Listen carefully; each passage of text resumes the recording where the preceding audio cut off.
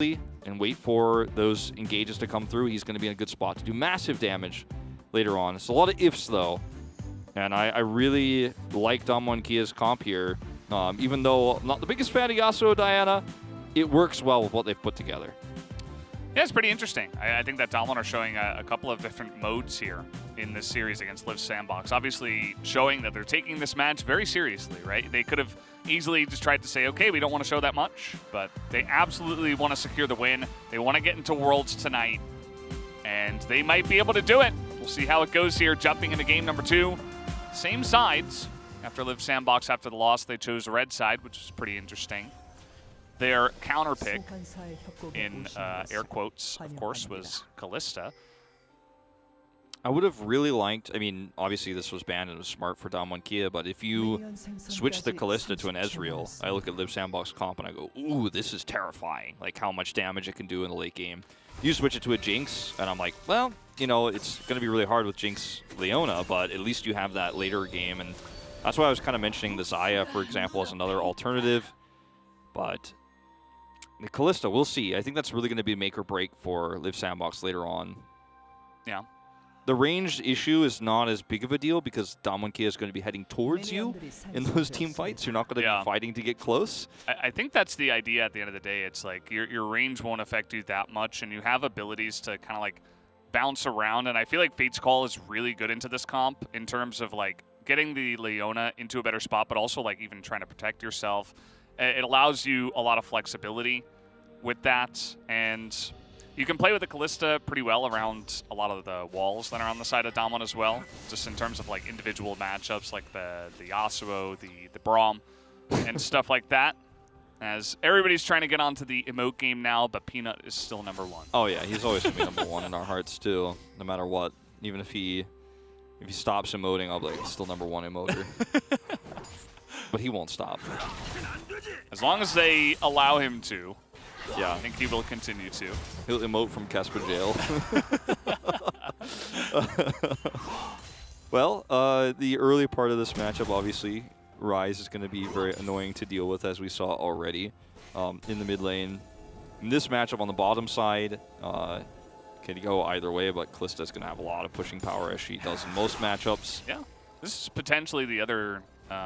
this is the other power of it, yeah. Yeah, the Kalista you get in here for this early kind of power potential. You get a nice amount of priority, and you can maybe set up plays with that. Obviously, try to control the map early before Damwon's comp gets out of control. Yeah, and you know, if there's a big engage from Damwon Kia on the bottom side of the map, as this bot duo has done oftentimes, and you end up winning that, you can really get a nice lead. I don't think that's what they're banking on, but hey, it has happened a lot. So I'd like to see Ghost of Barrel just play on the defensive for a little while here before we head towards anything like that. Top Lee Sin here versus the Jace means there's a lot of kill potential. Yep, going for it. This is what Trundle can do with this pillar as the flash comes in and the press the attack is still not going to be enough. Khan will just be able to hop onto the minion wave. Good timing on that one. Effort level 2. He's mid lane. You don't expect this. He's level 3 on the rise, not able to actually root him down. As now we have a teleport coming in here, trying to turn this one around. Lots of stuff happening as the Scuttle Crab fight is here as well. Khan teleports in, tries to help for the Scuttle Crab. He's going to lose quite so work much. out. And he's not going to get the Scuttle Crab. Look at He's this. not going to get the cannon either.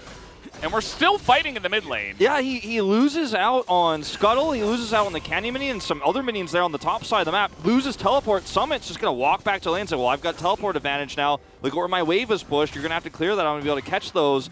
They're going to be able to look for double Scuttle here as well. Yeah.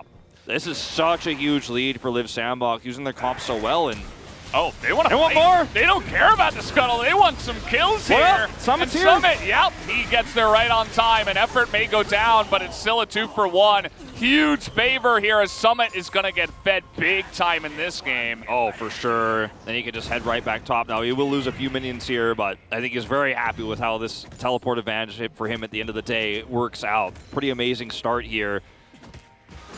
And actually, it's going to be Fate who catches this wave to make sure the gold is shored up here. I actually really like this call, because you're not going to be able to make a play, you know, with that teleport anytime soon. Considering how much value you got out of Summits, you might as well just use this to swap lanes for just a second here. Yeah.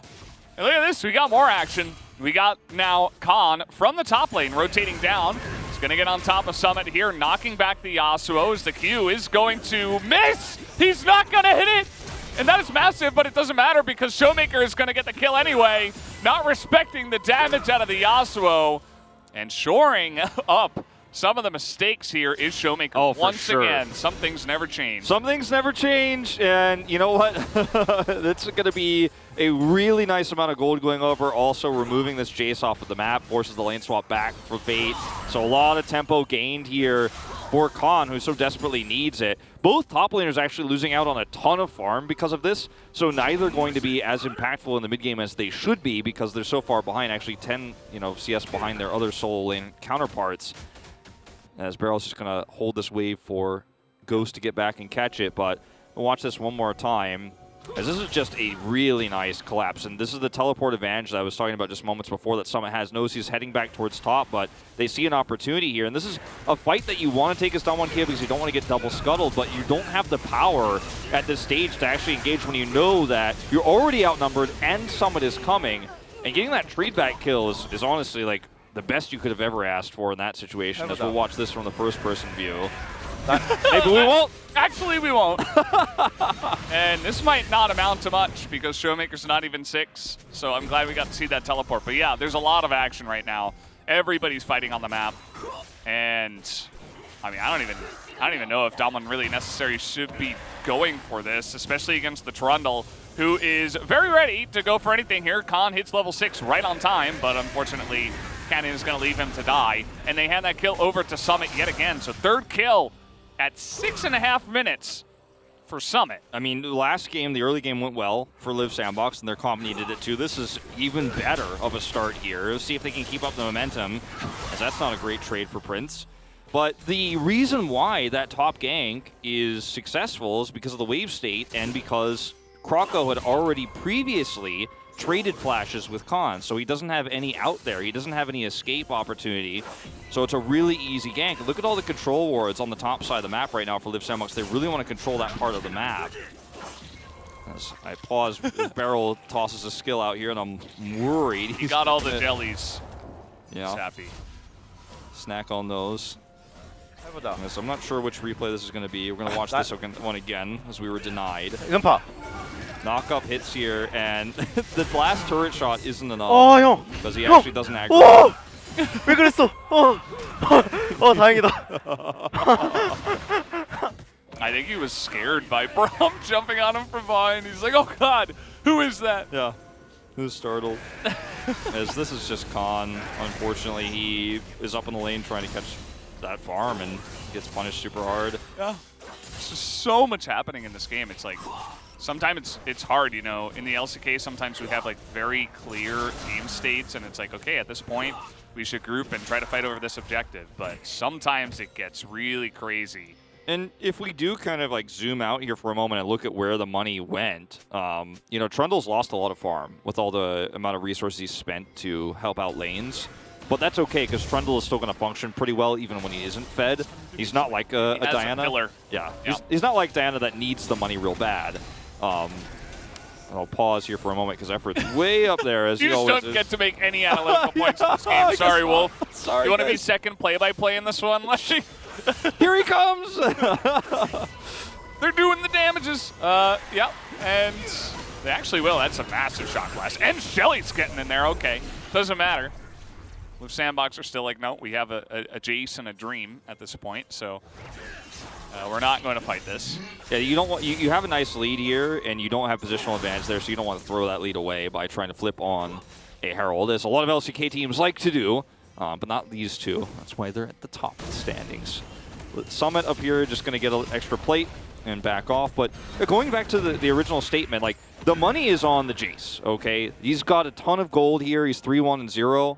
And he's in a place where he's going to be able to have a huge impact in some of these mid-game fights. The Drake fights in particular, he's going to be able to do a lot of poking. He will be able to side lane against Khan very easily, as we've already seen here, even forcing a response from Canyon. So these are huge advantages you have. Fate also, with 3 assists here, he's going to be scaling up pretty nicely. He's going to be on par to where he wants to be. So this is a really nice start for Live Sandbox, but Is it enough of a lead to where you feel great? Not just yet. They need to be able to take this advantage and utilize it and not overextend as we saw last game. It's a really similar scenario. I'd argue the lead is better here this time, but still you have to make sure that with this advantage you don't overextend and you still get those tempo advantages that we saw last game. Because right now they also don't have that Drake advantage just yet. Canyon's still holding on to that Rift Heralds. Curious to see where he's going to drop that one, as he is in between a Trundle and a Rise.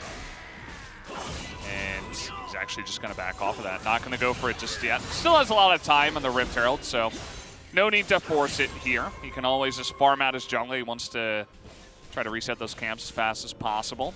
Get all that farm. Great for Ghost to get an extra plate here on the bottom side of the map as well. Just a lot of gold here to be taken for Damwon Kia. Rift Herald is a tricky call to make right now where you want to put that, because the top side of the map it's just not a good chance unless you get a kill here, which you are going to struggle to do. The middle of the map, you know, for the Yasuo would be great, but also risky. And the bottom side, just so far away to try to force that value that's really awkward here. And he's going to have to make a choice eventually. As Khan, it was a bait all along. The Diana's here, but the damage is there as well. Summit able to dunk him before he does go down. Trades 1-for-1 in a dire scenario. That's how fed you are at this point as Summit. You're just like, well, 2v1, so what? I still trade. So it's not good for you. And Khan has to flash, so it's not even the Summoner's spell advantage there on the top side of the map. And because of that commitment of 2 players to the top side of the map and the trade, they get Drake Prio, and they're going to be able to take this into a bigger advantage. So this ends up being very nice for Live Sandbox. Again, not able to get anything too huge on the map, but the fact that Jace is this fed is going to become very relevant in some of our first few straight-up 5v5 fights. And that's where you're really going to feel that edge. And we don't have the same sort of counterpart item spike yet for Damwon Kia. Like, there's, we don't have the first item for the Yasuo just yet. We don't have, so we'll watch this one more time. Notice that he flashes to get the kick into where Canyon is, and yet someone is still able to 이 burst him 정도면 down. 된 것 같은데? He's like, this is 안 this is 되는 것 actually 같은데? pretty good if we get this. Good enough. But yeah, we don't have Diana online just yet, so for Damwon Kia, taking these first few fights is still going to be difficult. So Rift Herald just gets a few plates. Yeah. It'll be interesting to see how these 5v5s go. Obviously, there's a lot of walls on the side of Damwon, but they're on pretty decent cooldowns, so it's not like you can spam them and deny the Jace. Like, this Jace is going to be a factor in this game, regardless of if Damwon would like that or not. Obviously not. So Yeah. we'll see. I mean, Summit was playing a very strong split pushing game until his team made the call to essentially go 5 men into a Corridor, into a Rise, Aphelios, Diana. But that's a different story. But It is important though, because that is what happened last time, and that's Yeah. what we keep going back to is, okay, you have this lead, now you have to stick to landing. And it's not a big enough lead to where, I mean, even talking about the landing is realistic yet, because this is definitely a game that Damwon Kia is only a little bit behind in at this stage and can definitely bounce back. In fact, have a gold lead after that Rift Herald drops. Once again, Canyon is hovering the top side of the map, and if you start to weaken Summit here quite significantly, it's one way you could get back into it, but he's respecting so much right now. Khan in position, looking for the kick into the wall. They have it. Is the damage enough? Absolutely. The Moonfall just almost looks like it crits him down there, but the damage is just enough, basically, to get the kill. He respects it, waits until the minions are there where you can clear them instantly and feels like that's enough, but it's not. The damage is still there. You could see he was really waiting. He's like, I'm going to wait till the minions crash. I'm going to clear those instantly. I should be fine here. Yeah. But, sometimes even that amount of respect is not enough against the amount of damage that his comp has. And he's flashless, remember, from that last engage. And all of a sudden, this Jace, he's still extremely fed, don't get me wrong. But, like, you look at the other side, and Yasuo, he's got more CS, and he has a kill, and he has 3 plates in the mid lane. Like, Showmaker is a big boy right now. And if you just keep going for this 2v1 up on the top side with the amount of damage you have with the skirmish comp, you can just keep dunking him. And if Live Sandbox are not going to help Summit in this game like they helped out a ton in Game 1, then we might be seeing a dead Jace more often. The scary thing about this, too, is, you know, we gave him a lot of credit, or I did, saying he's respecting, you know, he's waiting for the minion wave, he's going to clear it really quickly and should be fine, and Fate teleports in. But I think if you're Fate in this case and you're really expecting this, you probably have to commit a little bit more. Like, we saw Krako also heading over, but he was very late. So if you have all the members of LSB Sandbox here win Canyon camps this, then you actually trade it back. You might even get a 2 for nothing and end up being in a really, really nice spot. But if you're a little bit late to the party, then yeah, he dies again. And this is a waning lead, in fact, for LSB Sandbox. Like, at this stage, Damo and Kia only a Drake behind, gold lead here. Top easier to execute later on. Diana's starting to come online. Like, it's a very close game. Yeah, and I feel like LSB Sandbox, as you mentioned, you know, the response to the gank on the top side, but just in a macro sense, like how much free farm and turrets and plates is Showmaker going to get in this game? As he's now teleporting in, that's a really nice stopwatch to save Fate, but look at that damage coming out for that piercing arrow, Jesus! As now everybody's having to back away. Prince is not part of the fight anymore. And yeah, you see some of the utility from the Fate's Call and some of the idea from this Kalista, but the second he gets poked out, it's like, now you don't even get this one objective that you were trying to get here. The Shock Blast hits no one. It hits no one, and last game too, Summit was a little bit lackluster with those skill shots. This time around, he's extremely fed, but if those don't hit, it just doesn't even matter. Like, it doesn't matter at all that you have this Chase, this argument that we've been pushing forward and discussing, like, how much of a factor he's going to be. Like, he's only been really deadly to Khan. He hasn't been able to make an impact at all whatsoever. Oh, I don't know about this, Khan. Trying to go for the kill, though. It was pretty close. The Q not going to work. Not sure if he was not having vision there or if he was trying to predict the flash, but the Q does go wildly wide. Doesn't matter. Actually trades back really nicely, even in the face of Krako. So Khan having a better understanding of his limits than even I did. Yeah. Doesn't have to flash or anything like that for this scenario, so it's going to be totally fine. Teleport going to come through here for Summit. And he will be forced back. Realm Warp this time. This time they're committing. He has, well, okay. I mean, you know, there's 4 people. And you see the response down here on the bottom side. No knock-up, but it's still a Yasuo and a Diana on top of a Kalista with no flash. So good luck with that. Yeah. She had cleanse, but I guess if the Q doesn't hit, you don't really have to worry about it. At the end of the day, it's going to be not only a kill on the Kalista, but also mid-turret here. Damo and Kia are getting so much more value out of the map.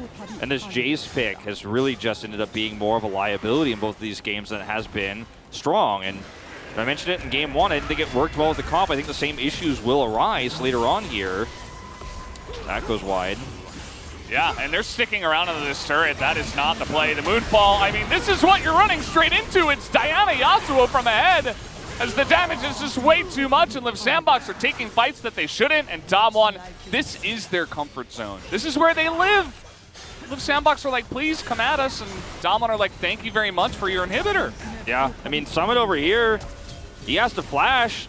Okay, this is going to be a pretty close one. The kick comes in, and the Q misses again!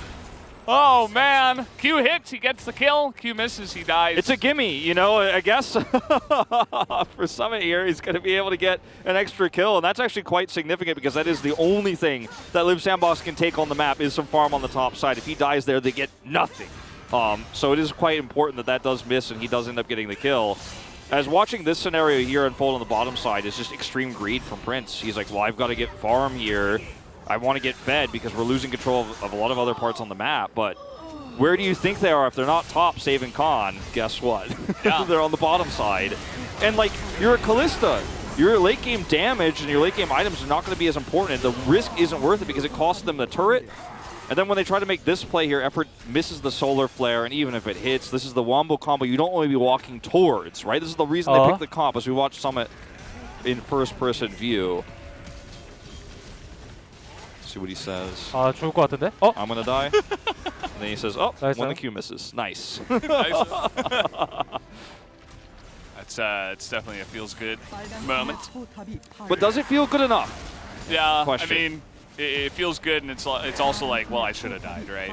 And okay, some big moves here from LSB Sandbox. They're like, well, we've got a rise, let's use it. But see on the opposite side of the map, Dom1 Like I said, they're one of the teams here in the LCK that they can play in Fiestas very well. They have such fast clear, too. Like, they're not losing this race. In fact, they're winning it. Like, yeah. Thanks for the Realm Warp cooldown also. This is one thing, Dom, when they're so confident when they're ahead, they're just like, yeah, I mean, sure, split push. Do we care? Absolutely not.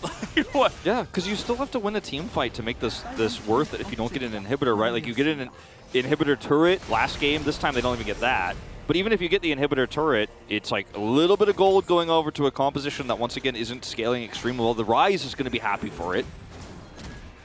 But I want to see a 5v5 team fight where someone hits Shock Blast. You know, I want to see a 5v5 team fight where they utilize this composition to its full potential. Yeah. Maybe use that Fate's Call defensively, like you were talking about. Khan is playing with fire this game. Yeah. I just feel like this entire series, it hasn't ever really gotten to that point, right? Like, game one turned so quickly after the very deep dive into the enemy jungle from Live Sandbox that we never really got a straight-up 5v5. And then now here in this game, it's anything but that, right? Everybody's just kind of running around the map looking for picks, and that's perfect for the skirmish comp of DK. Yeah, Live Sandbox just unfortunately look a little bit lost here, and you know, this match is so important for both teams, arguably more important for Damwon, but Croco standing on a ward here. I mean, look for your chance, I suppose. Live Sandbox, remember what happened last time, was much worse off. They will be able to stop the Baron, but they need to show a lot of respect to Damwon's cop when they're split up like this. So Shock Blast will hit this time, but not a critical moment for it too. Good Canyon, he's like, see enemy champion dive on enemy champion at this point. If he gets 3 of them, that's game. Like, they follow up with the Yasuo ult and they win the game. So I don't mind him using that cooldown for that. If he sees a bigger opportunity, like it's extremely low risk for, I could just win the game. And that's where we're at in this game, unfortunately, for Live Sandbox. Drake spawning in 10. They have full control over the bottom side of the map. Even Kong is freely laning and freely farming, which he has not been able to do very much of in the second game. But now the pressure is on Live Sandbox here as they're grouped on Baron, but can't start it. Even with the Callista, they're so far behind. You have decent turn, but you don't have the damage. It's too early on in the game. You can't threaten Baron, really. And you see Damwon, they're going to come in here just to make sure. Yeah, and that's just going to be Damwon come over and go, okay, so you didn't do the Baron. We also had a solo take on the Drake. So that's going to be 2 Drakes now. Puts him on a slight advantage. Drake's not too impactful in this game, actually, since it is Ocean. I love how Damwon are not scared of Baron at all. No. One Shock Blast does a bit of damage to Canyon, but he's going to be okay. Now you got the wall coming in. Nice Solar Flare on that too, but can anyone else get in there? The answer is no. As Fate's Call is used, and now Prince is all alone here. He has to flash over, and effort is going to be the sacrifice instead. Barrel gets low, but the team doesn't care. Fate's got an interesting angle. He's going to force Showmaker to flash the wall. Now he's looking at Summit in front of him, and Damwon will move over. But at the end of the day, it's a 1-for-1 trade of supports, and Damwon get another big advantage here with the objective of the Baron. Yeah, they have the Baron, which is once again really similar situation to the last game where any semblance of map control you had, any vision control or side lane pressure is just now kind of overruled by the fact that Baron buff is going to give you 3 pushing lanes. And unfortunately with that fight for Live Sandbox, the Shock Blasts aren't big because they're partially blocked by Barrel and then dodged otherwise. Like, this is another block from Barrel. He's standing there blocking it, as you pointed out, in the fight. And desperation here from Effort because he has the Fate's Call, but there's just so much engage here that even with Fate's Call, you still die. And Fate's angle is amazing. If you can actually hit a lot of poke, then suddenly you actually win this fight on 2 fronts, but instead he has to just kind of limp with his tail between his legs and get out of there. There's just no real recourse. There's no follow-through. Once Effort is dead, there's just not enough peel. And look at the map, already starting to turn blue here. Yeah, this is Damwon very far ahead now in this game, looking to extend that lead with the Baron. And this is something that we felt a lot in the past with Damwon ahead in a lot of games against pretty much anybody. It feels inevitable, right? And getting a little bit of those feels here. Obviously, there's still a Jace that's got some items. There's still a Pillar. There's still a Trundle. But, you know, can the Rise ever really can they actually ever engage onto anybody? No, Good that's question. They have to absorb energy, and so far that hasn't been going well. The thing is, Damwon doesn't actually have to force engages anymore because they have this control. So you don't have to, you know, look to just kind of all in into these team fights anymore. If Damwon were behind, it would be somewhat concerning when you consider the comps because of the defensive options Live Sandbox have. But now they could just use Baron buff to win the game. And if you are killing minions, you're at risk now. You got to be back off. And this is what the issues that I was kind of highlighting in the draft were for Live Sandbox, is that in this later on situation in the game, like how are you the ones who get to close the gap on this team? How are you the ones who get to be the initiators? You can win a fight if Damwon Kia mess up their engage into you, but if you're behind, how do you ever start that? Because if Damwon Kia always has defender's advantage in every fight you try to take, you won't be taking very many.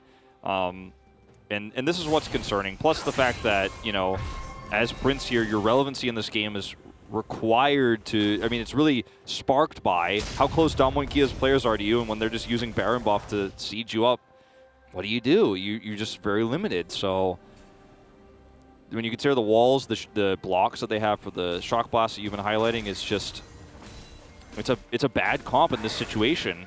And I didn't really like the draft at the beginning, but when you're this far behind, I mean, there's not a whole lot of points in the pros column, unfortunately, at this state of the game. It's all cons.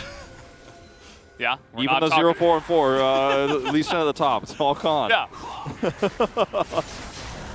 These cons having a bit of an interesting one. He absorbed a lot of the damage. Yeah. He absorbed a lot. Weak side, Lee Sin Khan. Khan's at the point in his career where he's done a lot. He's done a lot of aggressive carrying, and sometimes, you know, old man Khan, he's like, I'm okay. I'm just gonna ride the bus, and that's fine. There's no point in that. Sometimes you got to know how to ride the bus well.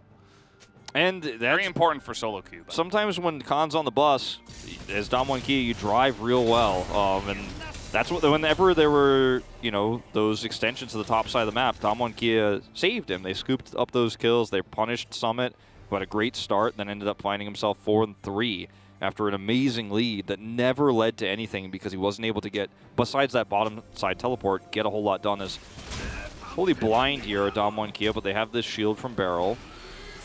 Yeah, they've been lacking some vision at certain points in a couple of these games. Effort generally gets a lot of help from his team. He's also fantastic in terms of vision score all the time. Not like Barrel's too far behind him in terms of that stat, but so far doing a good job of holding on to this vision around this Drake, and they're just going to go all in on the Drake. They say, let's go for it, as Solar Flare is good onto Canyon, but he's still able to get towards the pit. Here comes the teleport coming on in, and that is going to be the easy smite. Croc away early, and a massive engage, and there it is! The wombo combo that we wanted to see. Prince survives for now, but it doesn't matter. They hit their buttons together, and that's what you do with Diana Yasuo. 4 of them group up for it. It was just a little bit too much. And, I mean, for Live Sandbox, a lot of you might be saying, well, why do you fight for that Drake? It's not even great for your comp, but what do you fight for at all as Live Sandbox? You're trying to group up and look for a 5v5 where they have to come to you, and the combo is good. That's why earlier I was saying I don't blame Canyon for using that rocket belt in these situations, because if you get the 3-man and Showmaker presses R, the game ends, and thus it will. Damwon Kia pushing down towards a Nexus, looking to secure the first spot in Worlds here for the LCK for 2021. Absolutely. We'll see if they can, actually in the game here, doesn't look like it. A couple of inhibitors will go down. And knowing Damwon, you know, they've done this in the past where they're just like, how about we just engage again? But, I mean they might. They have their ultimates again, so there is an option. I mean, Canyon is so close to that windfall, it's almost up. It's a decent Solar Flare, but again, it only hits Barrel and slows everybody else. Canyon, though, is low, but it doesn't seem to matter because there you go! Canyon with 0 health, he does it again! Finds 4, and there's the ace, and it is clean from Damwon. This is a statement as Damwon come in and smack Live Sandbox to the ground and secure Worlds as the first team from Korea. Absolutely dominant performance here in this best of 3. The matchup we were most hyped for, the one that we were all calling out. You gotta watch Damwon Kia versus Live Sandbox. Ends up being a complete and utter stomp.